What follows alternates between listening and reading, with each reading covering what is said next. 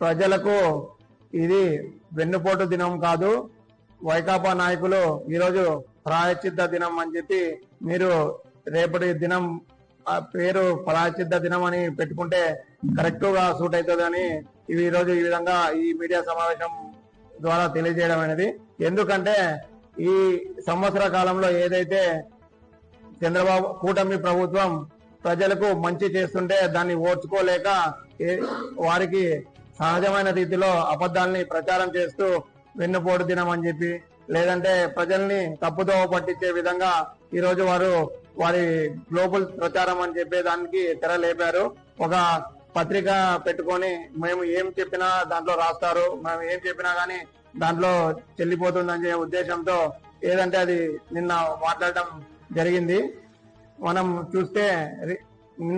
నిన్నటి దినము రేపు ఏదైతే వాళ్ళు కార్యక్రమం చేస్తున్నారో ప్రజలకు ఈ సంవత్సర కాలంలో మన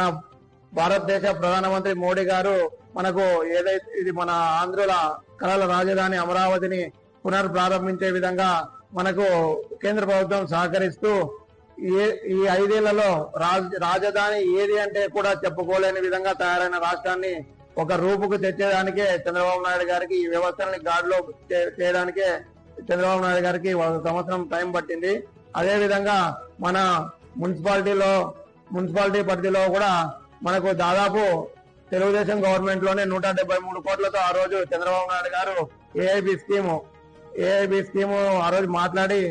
దాన్ని ముందుకు తీసుకెళ్లే దాదాపు 40 కోట్ల రూపాయల వర్క్ కూడా జరిగిందని కూడా వీళ్ళ ప్రభుత్వం ఏదైతే దాన్ని ఆపేసిన తర్వాత మరి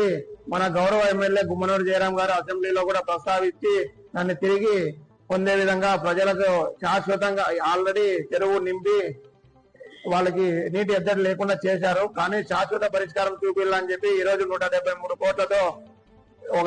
వాటర్ స్కీమ్ ని మళ్ళీ 211 కోట్లతో రీఎస్టిమేట్ చేయించి దాన్ని పునః ప్రారంభించే విధంగా చేశారు. అదే మన మున్సిపాలిటీ పరిధిలో కూడా చాలా మౌలిక సదుపాయాల్ని కల్పించే విధంగా